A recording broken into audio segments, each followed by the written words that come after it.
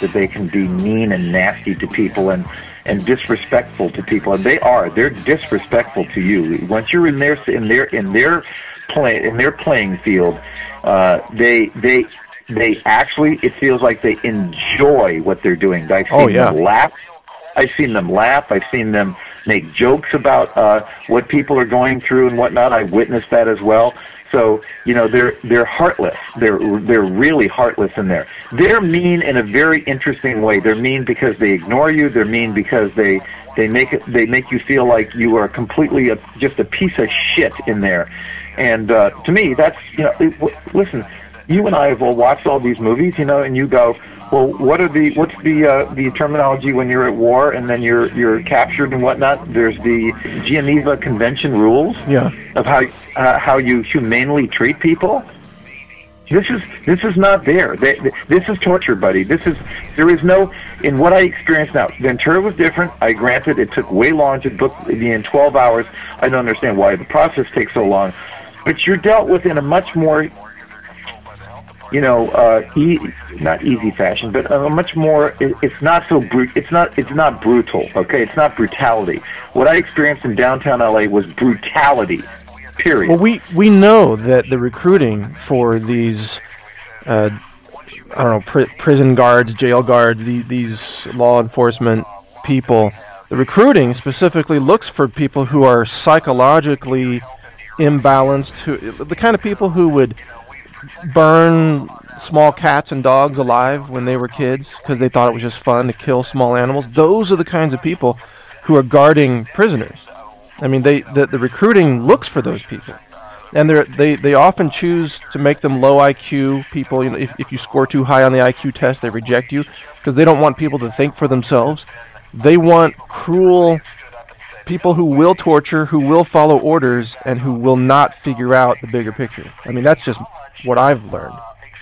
Yeah, well, I got to witness it, and I think that there's a lot of truth in that because, you know, up until this last week, I had no real, you know, experience with what the truth really is. But now I have the experience, and I'm shocked that this is the United States, or I'm shocked that this is America, whatever you want to call it, because it doesn't seem even like that's true. It seems like you're in some third world country in a gulag like Midnight Express, you know, where you're just absolutely just tortured, and that was the experience I had. So, you know, your mind goes, how can this be? This is America. Yeah, right, where you're supposed to be innocent until proven guilty. Yeah, well, if I was supposed to be innocent, or I am innocent for sure, until proven guilty, why are you treated as guilty until you have to try to prove yourself innocent? Yes.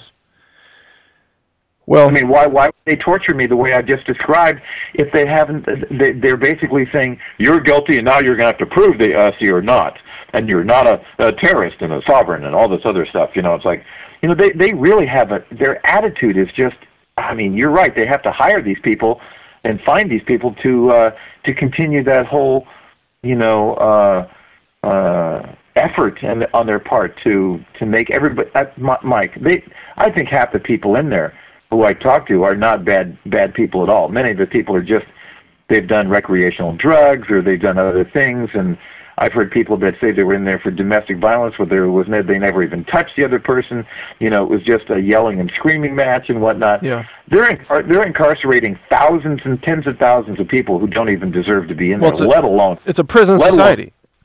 Right, let alone me, who absolutely doesn't deserve to be in there, trust me.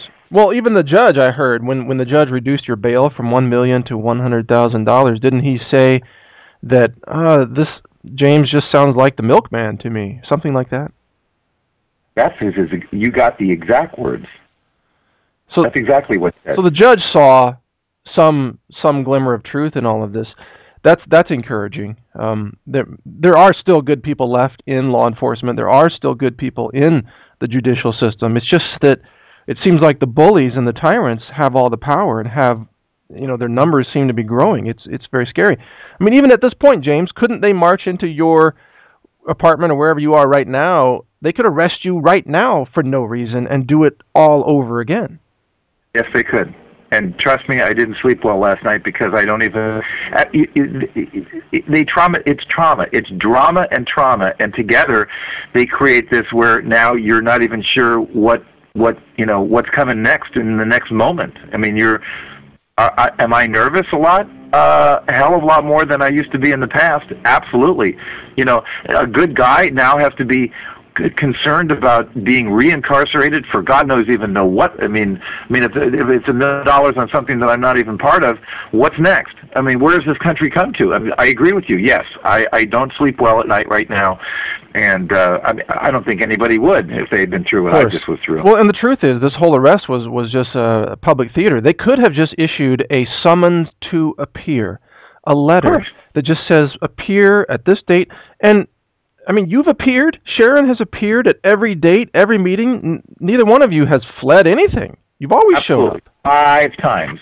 So I don't get, why didn't they just issue a summons to appear? I mean, yeah, they said in court. I don't know if you heard this, but they said in court that they had tried to contact me. I never received a phone call from them, not that I know of. And the only phone call I ever got from Ventura, I told Sharon about, which was, I'm guessing, 4 or 5 months ago, and I said I got a phone call from the Ventura DA's office, and I called them back, and I said, this is James Stewart, somebody from your office called me, and they said, well, we don't know who that would have been. And I said, well, I'm just contacting you back. Well, what was the person's name? I said, I couldn't understand what their name was, but that's why I'm calling you back. I don't know. I'm giving you my name. Wouldn't that be enough for you to find out who would be wanting to speak with me? And they said no. And that's the last time. When they said in court yesterday that they had tried to contact me, that is a lie. Unless that was that phone call 5 months ago. But this warrant was only issued 4 days ago. Well, but we've seen they lie. They lie about everything. I don't want to get into the facts of the case because I know this is all still pending for you. But on the record, I've seen multiple examples of Ventura County just flat out lying, just inventing fictitious accusations, fictitious evidence, moving evidence around. Even the original warrant to raid Rawesome, signed by Michelle LeCavalier, that was based entirely on fabricated evidence. I mean, it's been, for the record, I mean, this has been a scam of vengeance, of revenge against you and Sharon from the very beginning. It's clear. Yeah, yes, it has, Mike, and I know it, and I'm in it, and I will continue to do everything I can to bring true justice to what needs to be brought, to do whatever they're going to do. That goes as far as the bureaucracy, the government, the individuals involved that are members of the public or whatnot. There's a lot of things going on. I've always been an honest guy, Mike. I always tell people the truth. I mean, the truth sets you free, and I'm not using that, out of the Bible, although I'm sure it's true as well. But, for me, the truth is the easiest thing to share with people because you don't have to remember what you said. The truth is the truth. Well, I know you got to go. You've got lots to do today, but I want to mention to you something that was said behind the scenes while you were in jail, and that is, among the defense attorneys involved in this case, there was a discussion. One of the defense attorneys was a former prosecutor, and he said, when we were prosecutors, we were told that as prosecutors or DAs, we have the power to destroy people's lives, and that we have to be very cautious about how we wield that power. We have to wield that power in the interest of the people, never for personal revenge, never to just win. It's not about winning. It has to be about honoring the will of the people. And that motto, that philosophy, has been completely abandoned by the DAs today in LA County and Ventura County. That is correct. By the way, when I went to the Constitutional Sheriff's Convention at the end of January, first day of February, I spoke to minimum 40 head sheriffs. And we're not talking about deputy sheriffs. We're talking the head sheriffs of their counties in their states around the country. And they basically said to me that they understood that something very sinister and bad was going on out there in government and law enforcement, and that was coming from them. So what you're saying to me right now is being corroborated and agreed to by the actual sheriffs of many of these counties around the country. So that that all of a sudden all the rules that used to be, justice and whatnot have no longer apply. Well, the sheriffs may be the only force that actually saves us from tyranny. And I know the L.A. County sheriffs, they've been infiltrated by some very bad people. But across the country, the sheriffs typically are the good guys, the last good guys. Yeah. And Sheriff Mack, whose conference you referred to, is a hero for liberty and justice. And if he, he's running for Congress, and if his message can continue to spread among sheriffs, we may yet have a chance to defeat tyranny and make sure that the way you were treated never happens to other innocent Americans again. But this story is not over, I know, and I pray for you, James, and I hope that you will continue to exercise your voice and share with us this information that the public needs to know. All right, Mike. The phone is ringing, so I'll go. Okay. But I appreciate you a lot, man. You too, James. Take care. It is difficult to underscore the magnitude of what we just heard. We just heard the testimony of a man, a farmer, a milkman. Committed no crime other than selling, not even selling, just distributing raw milk that other people already owned. And being subjected to what amounts to torture, food deprivation, sleep deprivation, hypothermia, required to stay in a cell with raw sewage floating across the floor for 36 hours, chained and shackled to a bench with restricted movement, practically killed, practically driven to the edge of sanity. This is what the state now does to farmers in America, if you can believe that. Look, people, share this information. I'm releasing this interview into the public domain so that you may copy it, you may download it, you may email it, you may post it. And in fact, I beg you, post it onto YouTube. YouTube will try to censor it because they now censor everything that is critical of government. And they will try to censor this video, even though it's just telling the truth. A whistleblower incarcerated by the system, victimized by LA County. YouTube will censor it, so you need to post it under different names, different titles, different accounts, everywhere to get this out.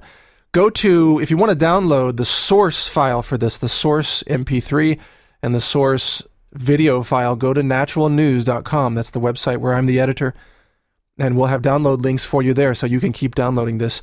Spread the word everywhere. I'll have a lo-fi version and a hi-fi version of the audio, as well as a movie file. We've got to get the word out, folks. I mean, do you realize what's happening here? Do you realize? I mean, this is like North Korea. It's when they come after the farmers, okay? What is the limit?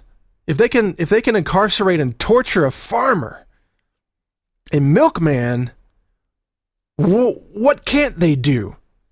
California has been infiltrated by rogue agents, outright criminals. They work in the DA's office in LA County and in Ventura County. In fact, I got to say, the DA's offices of both of those counties are run by criminals. And I'm saying that on the record.